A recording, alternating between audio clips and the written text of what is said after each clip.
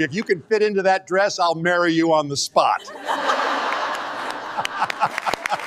Mary Williams learned early that rooms made decisions about her before she ever opened her mouth. It was never subtle. The pause when she entered. The way conversations bent around her body, like water around a stone. The looks that arrived in pairs, first at her face, then at the space she occupied. She had grown up inside that awareness like a second skeleton. Still, nothing prepared her for the ballroom. Welcome to Black Stories Hub. Thanks to all my viewers and subscribers for the support. Stay tuned for daily stories that echo beyond words, and don't forget to subscribe. The Westbridge Grand was not a hotel so much as a declaration. Its chandeliers hung low and heavy, as if they had been lowered to remind people where the light came from. The walls were wrapped in cream-colored silk. The air smelled like money and citrus and something faintly metallic, champagne flutes clinking, laughter sharpening into edges. Mary stood just inside the service corridor, a gray cleaning cart beside her, her gloved hands folded neatly over a mop handle. The uniform clung to her body in a way that made her acutely aware of every curve. Faded blue. Polyester. A name tag she had almost taken off before her shift. Mary W. She had left it on. The event was a private fashion gala. Designers, investors, socialites. People who spoke with their hands and never looked at price tags. Mary had worked events like this before. Weddings. Conferences. Once, a political fundraiser where the security was tighter than the smiles. But tonight was different. Tonight, the centerpiece hung in the center of the room like a dare. The dress. Black and sculpted. Sharp lines that caught the light and held it hostage. It wasn't delicate. It didn't flutter. It stood.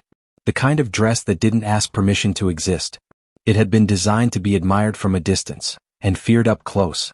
Mary had overheard the staff whispering earlier. Charles Belloq's masterpiece.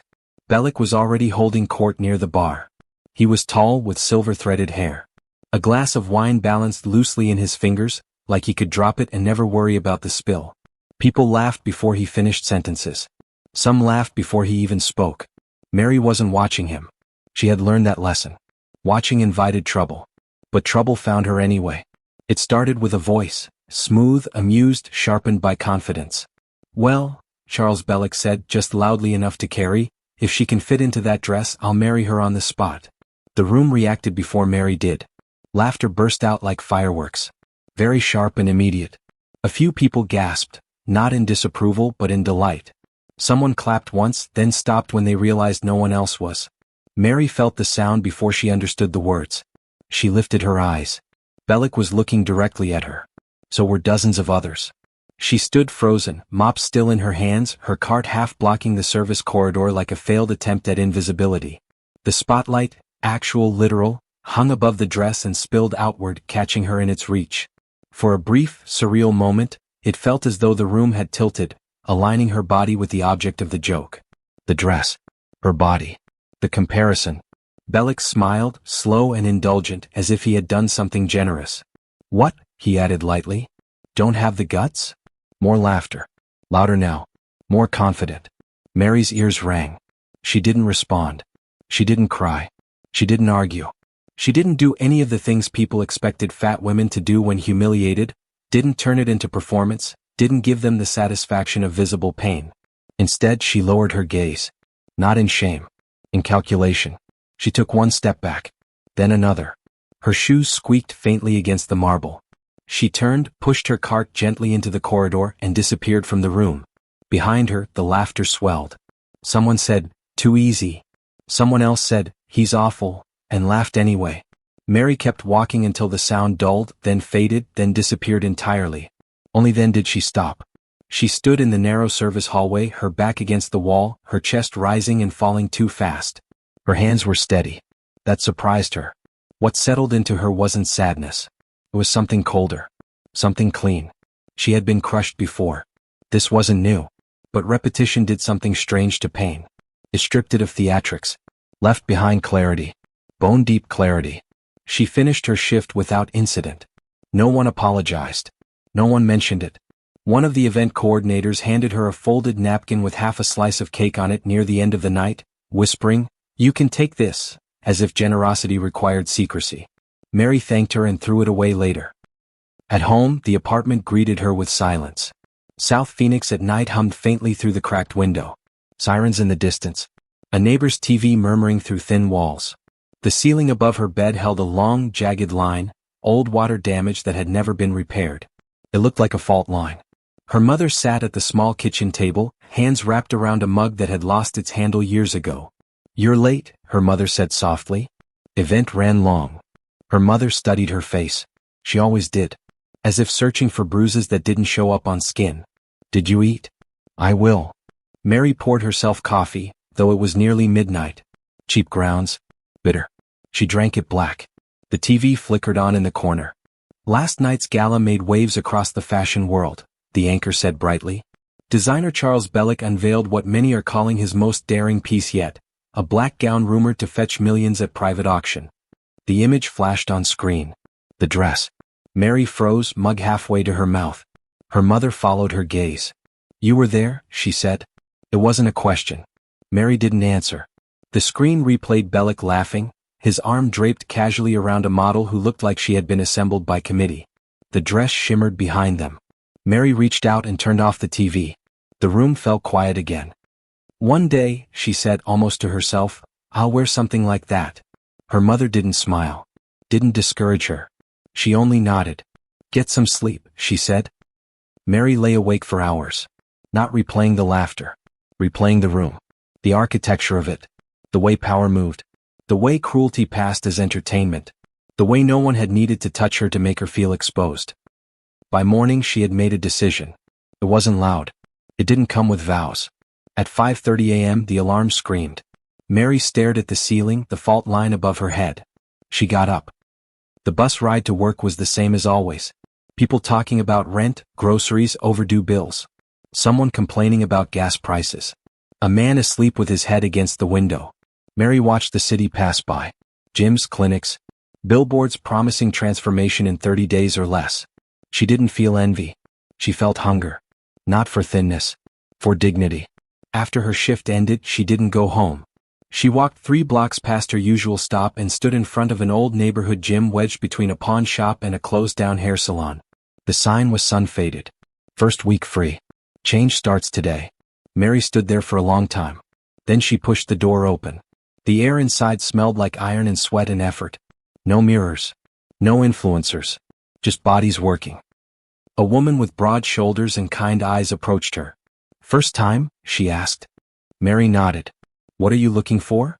Mary swallowed. "My life back." The woman studied her, not with pity, not with judgment. With seriousness. "If you're honest," she said, "we can work." Mary stepped inside. The door closed behind her. Mary has entered a space that will demand everything from her, but the world that laughed at her is still intact, still powerful, still unaware that it has just lost control of the narrative. Mary Williams did not transform the way people expected. There was no montage set to music. No dramatic unveiling. No moment where the world suddenly decided she was worthy because her body had changed shape. Her body did not shrink. Her life expanded. The gym became a second home, not because it promised salvation but because it demanded honesty. The first weeks were brutal. Not physically, though her muscles screamed, but mentally. Mirrors were absent, which forced Mary to feel instead of judge. She learned the difference between pain that harms and pain that builds. Between exhaustion that drains and exhaustion that strengthens. She trained slow. Methodical. Ruthless in her consistency. By day she cleaned hotels. By night she lifted, pushed, pulled, learned. She learned how breath controlled power. How stance controlled balance. How presence could fill a room without apology. The trainer, Lena, never once suggested Mary needed to be smaller. "You don't need less of yourself," she said one night as Mary struggled through a set. "You need control of what you already have." That sentence rewired something. Months passed. Then a year. Mary stopped missing days. Stopped explaining herself. Stopped arguing with doubt when it showed up at 2 a.m. Instead she acknowledged it like weather. Present and temporary. Irrelevant to the work. Her mother noticed first. "You stand different," she said one morning over coffee. Mary smiled. She did. Not straighter but heavier. As if she had decided she belonged exactly where her feet landed. What began as training turned into study. Mary read everything: biomechanics, garment construction, inclusive design, supply chains. She learned why clothes failed bodies like hers, and why the industry blamed the bodies instead of the design. She started sketching at night. Not dresses meant to hide. Not silhouettes meant to beg forgiveness. Clothes that assumed space. Clothes that expected weight. Clothes that respected black bodies without translating them for white comfort. She called the idea anchor. Because anchors don't float to be accepted. They hold things steady. The first pieces were crude. Self-funded. Small runs. But when women tried them on, something happened that Mary recognized instantly. They exhaled. They stood taller. They didn't ask, "Does this make me look smaller?" They asked, "Do you have this in another color?" Word spread quietly. Not influencers. Not magazines. Women, word of mouth and trust. Anchor grew. 2 years after the ballroom, Mary received an invitation. Same hotel. Same ballroom. Private investor summit. She stared at the email for a long time. Then she accepted. The night of the event, Mary arrived early, not through the service corridor but the front doors. She wore a custom anchor gown. Black one. Architectural. Designed for her body, not in spite of it. The fabric moved when she moved, but it never begged attention. It assumed it. People turned. Not because she was thin. Because she was certain. Whispers followed her like echoes catching up late. Who is that? Is she someone important? She must be. Inside the ballroom, the chandeliers still hung low. The silk walls still glowed. The dress, that dress, no longer hung at the center. Fashion had moved on. Ego always did. Mary stood near the back as the host took the stage. "Ladies and gentlemen," he announced, "thank you for joining us tonight. We are honored to welcome our keynote investor and founder of one of the fastest-growing independent fashion houses redefining modern design." Mary felt the room lean forward. "Please welcome," the host continued, "Mary Williams, founder of Anchor." Applause erupted. Real applause. Not polite. Not confused. Mary walked forward. She didn't rush. She didn't perform humility. She took the space the walk required. In the crowd, Charles Bellick froze. Recognition hit him slowly, then all at once. His smile faltered. His wine glass trembled just slightly enough. Mary reached the stage and turned to face the room. She waited. Silence followed. 2 years ago this room had laughed. Now it listened. "I want to tell you a short story," Mary said calmly. "About a woman who stood in a room like this and was told she didn't belong." A ripple passed through the audience. "She didn't argue," Mary continued. "She didn't defend herself. She didn't ask to be seen differently. She simply left. She paused. And she built something where her body, her skin, and her presence were never up for debate. The screen behind her lit up. Numbers, growth charts, contracts, testimonials. Not flashy. Just undeniable. Mary didn't look at them. She looked at the room. "I'm not here to prove anything," she said. "I'm here to make an offer." The investors leaned in.